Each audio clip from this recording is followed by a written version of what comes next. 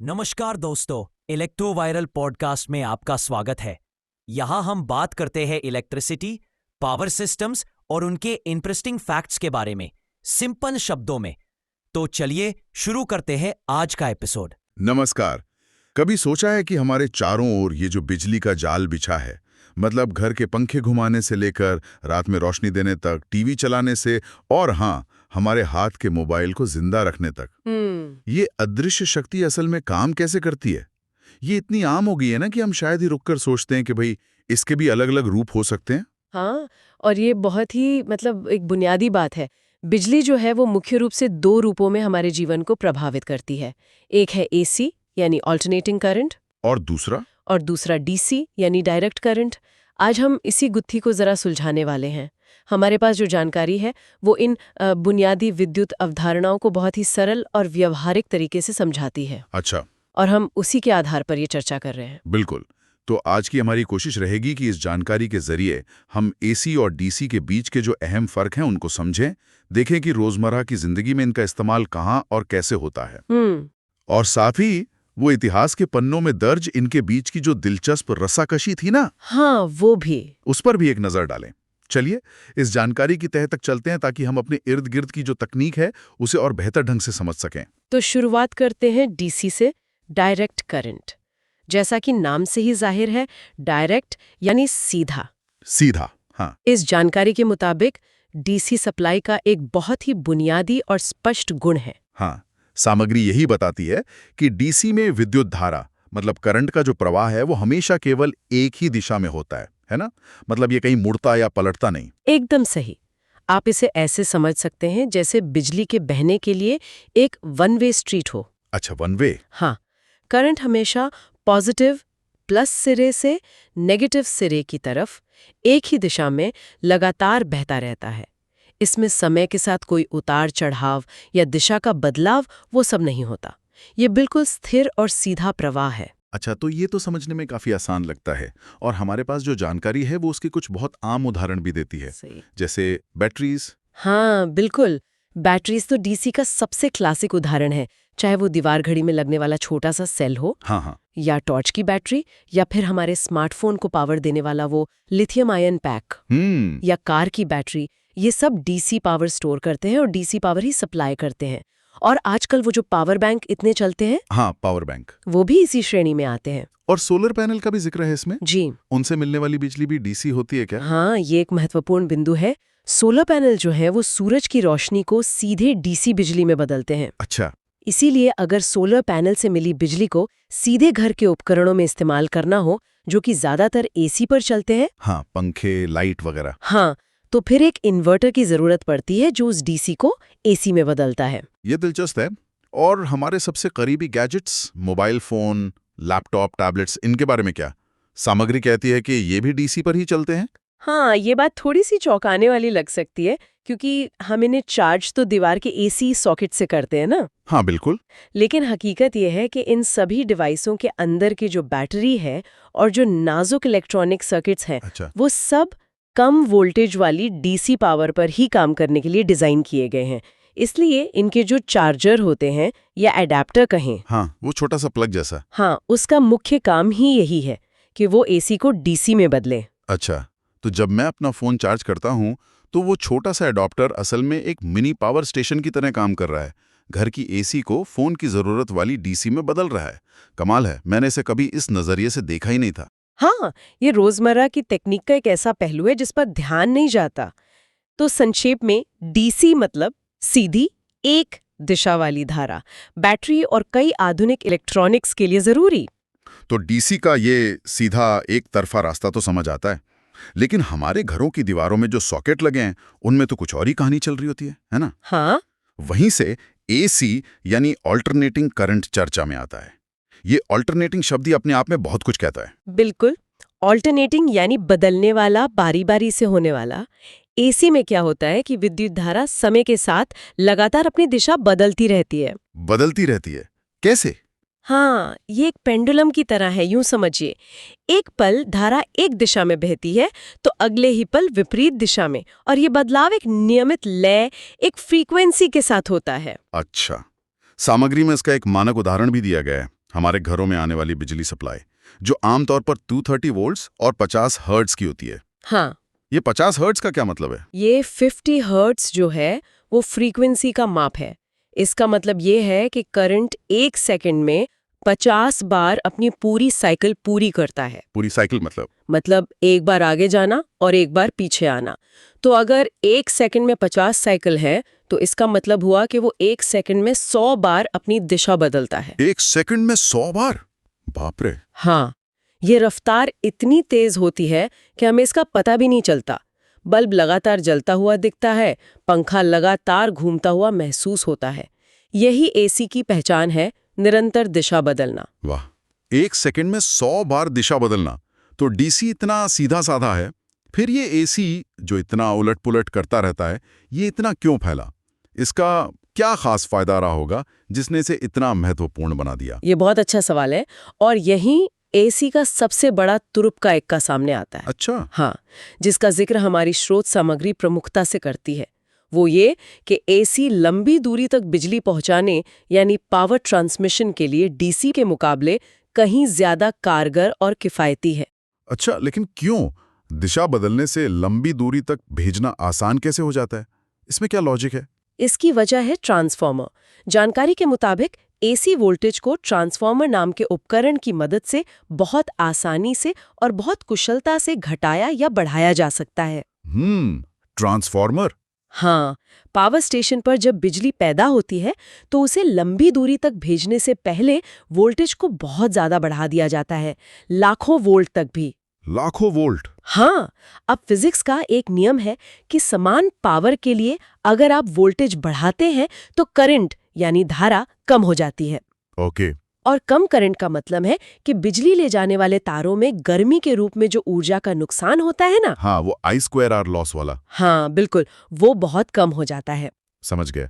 तो high voltage मतलब लो current और लो करंट मतलब कम एनर्जी लॉस। इसीलिए बिजली सैकड़ों या हजारों किलोमीटर दूर तक बिना ज्यादा बर्बाद हुए पहुंच पाती है। एकदम सही। फिर जब ये हाई वोल्टेज बिजली हमारे शहरों या कस्बों तक पहुंचती है तो सब स्टेशनों में लगे ट्रांसफार्मर इसे वापस सुरक्षित इस्तेमाल करने लायक वोल्टेज तक कम कर देते हैं, जैसे हमारे घरों के लिए 230V। अच्छा। डीसी के साथ वोल्टेज को इतने बड़े पैमाने पर और इतनी आसानी से घटाना बढ़ाना तकनीकी रूप से कहीं ज्यादा जटिल और महंगा है। इसी व्यावहारिक वजह से दुनिया भर के जो पावर ग्रिड्स हैं वो मुख्य रूप से एसी पर आधारित हैं। तो ये ट्रांसमिशन वाला पहलू ही एसी की जीत की कुंजी बना, और यहीं से शायद वो मशहूर कहानी जुड़ती है जिसका जिक्र सामग्री में है, धाराओं का युद्ध या वॉर ऑफ करंट्स। हाँ, ये सुनने में बड़ा नाटकीय लगता है। इसमें दो बड़े नाम भी आते हैं, थॉमस एडिसन और निकोला टेस्ला। हाँ, ये विद्युत इतिहास का एक बेहद रोमांचक और महत्वपूर्ण अध्याय है। हमारी जानकारी बताती है कि 19वीं सेंचुरी के अंत में जब बिजली का व्यावसायिक इस्तेमाल बस शुरू ही हो रहा था, हाँ। तो ये सवाल खड़ा हुआ कि कौन सी प्रणाली बेहतर है, एडिसन की डीसी या टेस्ला की एसी। थॉमस एडिसन, जो उस समय तक एक विश्व प्रसिद्ध आविष्कारक बन चुके थे, हाँ, बल्ब वाले एडिशन। हाँ वही, वो डीसी सिस्टम के जबरदस्त समर्थक थे। उन्होंने न्यूयॉर्क शहर में पहला पावर स्टेशन भी डीसी पर ही बनाया था। उनका मानना था कि डीसी ज्यादा सुरक्षित और स्थिर है। और दूसरी तरफ थे निकोला टेस्ला, एक उतने ही प्रतिभाशाली लेकिन शायद उस समय थोड़े कम जाने पहचाने आविष्कारक और इंजीनियर। बिल्कुल, टेस्ला जो थे वो एसी सिस्टम की क्षमता से बहुत प्रभावित थे। उन्होंने एसी के कई महत्वपूर्ण आविष्कार किए, खासकर वो पॉलीफेज सिस्टम और एसी मोटर। अच्छा। जिसने एसी को और ज्यादा व्यावहारिक बना दिया। उन्हें जॉर्ज वेस्टिंगहाउस जैसे उद्योगपति का समर्थन मिला। ये जो वॉर ऑफ करंट्स था ना, ये असल में इन दोनों खेमों के बीच की तीखी व्यापारिक और तकनीकी प्रतिस्पर्धा थी। मतलब सिर्फ साइंस की लड़ाई नहीं थी? नहीं, इसमें सिर्फ वैज्ञानिक बहस ही नहीं थी, बल्कि काफी प्रचार, प्रदर्शन और यहाँ तक कि, जैसा कुछ विवरण बताते हैं, एडिसन खेमे द्वारा एसी को खतरनाक साबित करने के लिए कुछ विवादास्पद प्रदर्शन भी शामिल थे। ओहो, तो ये सिर्फ लैब की लड़ाई नहीं थी बल्कि पब्लिक ओपिनियन और बाजार पर कब्जे की भी जंग थी। हाँ, ये तकनीक के इतिहास का एक क्लासिक उदाहरण है कि कैसे सिर्फ तकनीकी श्रेष्ठता ही काफी नहीं होती, व्यावसायिक रणनीति और जनमत भी बहुत मायने रखता है। आखिरकार एसी की लंबी दूरी तक बिजली पहुंचाने की जो बेजोड़ क्षमता थी और ट्रांसफार्मर के जरिए वोल्टेज बदलने की आसानी, उसी ने उसे विजेता बना दिया। शिकागो में 1893 का जो विश्व मेला था, उसे एसी से रोशन करना और फिर नियाग्रा फॉल्स पर पहला बड़ा hydro electric power plant AC तकनीक पर बनाना। अच्छा, ये कुछ मील के पत्थर थे जिन्होंने एसी के प्रभुत्व को स्थापित कर दिया। वाह! ये जानना कि हमारे घरों में आने वाली बिजली के पीछे इतनी बड़ी ऐतिहासिक कहानी और इतने बड़े दिमागों का संघर्ष छिपा है, वाकई कमाल का है। तो इतिहास ने तय कर दिया कि लंबी दूरी के लिए एसी बेहतर है। अब वापस आज की दुनिया में आते हैं। हमारी रोजमर्रा की जिंदगी में ये दोनों धाराएं कहाँ-कहाँ अपना रोल निभा रही हैं? सामग्री के हिसाब से देखें तो हमारे घरों में सीधे दीवार के सॉकेट में लगने वाले ज्यादातर बड़े उपकरण एसी पर चलते हैं। हाँ, ये बिल्कुल सही है। जैसे कि हमारे छत के पंखे हो गए, ट्यूब लाइट्स, बल्ब, हाँ, air conditioner, refrigerator, washing machine, mixer grinder, पानी की मोटर, ये सब सीधे घर की एसी सप्लाई मतलब 230 वोल्ट 50 हर्ट्ज पर काम करने के लिए ही बनाए जाते हैं। सही। इन्हें चलाने के लिए किसी बाहरी अडेप्टर या कन्वर्टर की जरूरत आमतौर पर नहीं होती। और फिर दूसरी तरफ है वो उपकरण जो डीसी पर चलते हैं, जिनका हमने पहले भी जिक्र किया था। हाँ, और इनकी लिस्ट भी काफी लंबी है, खासकर जो आधुनिक इलेक्ट्रॉनिक्स हैं। Mobile phone, laptop, tablet, digital camera, MP3 players, gaming consoles, portable speakers, ये सब अंदरूनी तौर पर डीसी पावर इस्तेमाल करते हैं। अच्छा। इनकी बैटरी डीसी होती है और इन्हें चार्ज करने के लिए डीसी करंट ही चाहिए होता है। और आजकल सड़कों पर इतनी इलेक्ट्रिक गाड़ियां ईवीज दिख रही हैं, उनकी बैटरी भी तो डीसी होती होंगी। बिल्कुल, ईवीज की जो बड़े बैटरी पैक होते हैं वो डीसी पावर स्टोर करते हैं और उन्हें चार्ज करने के लिए भी आखिरकार डीसी करंट ही बैटरी में जाता है। चाहे घर पर चार्ज करें या बाहर। हाँ, भले ही आप घर पर एसी वॉल चार्जर इस्तेमाल करें या पब्लिक एसी चार्जिंग स्टेशन, गाड़ी के अंदर या चार्जर में एक ऑन बोर्ड चार्जर या कन्वर्टर होता है जो एसी को डीसी में बदलता है। हाँ, वो जो बहुत तेज वाले डीसी फास्ट चार्जर्स होते हैं, हाँ, जो बड़े स्टेशंस पर होते हैं। हाँ, वो सीधे हाई पावर डीसी सप्लाई ही गाड़ी की बैटरी को देते हैं। तो यहीं पर वो छोटे बड़े चार्जर और अडाप्टर इतने महत्वपूर्ण हो जाते हैं, है ना? जिनका जिक्र सामग्री में बार-बार आता है। ये असल में दोनों दुनियाओं के बीच पुल का काम कर रहे हैं। आपने बिल्कुल सही पकड़ा। हमारे मोबाइल का वो छोटा सा चार्जर हो, लैपटॉप का भारी सा एडेप्टर हो या टीवी के सेट टॉप बॉक्स का पावर सप्लाई यूनिट, हाँ, इन सब का बुनियादी काम एक ही है। दीवार के सॉकेट से आने वाली हाई वोल्टेज एसी को लेना, उसे कम वोल्टेज पर लाना और फिर उसे उस खास उपकरण के लिए जरूरी स्थिर डीसी सप्लाई में बदलना। सही। ये वो गुमनाम हीरो हैं जो हमारे एसी ग्रिड और डीसी पर चलने वाले गैजेट्स के बीच तालमेल बिठाते हैं। तो इसका मतलब ये हुआ कि हमारे घरों में और हमारी जिंदगी में एसी और डीसी दोनों सिस्टम एक साथ मतलब कंधे से कंधा मिलाकर काम कर रहे हैं। हाँ, बिल्कुल।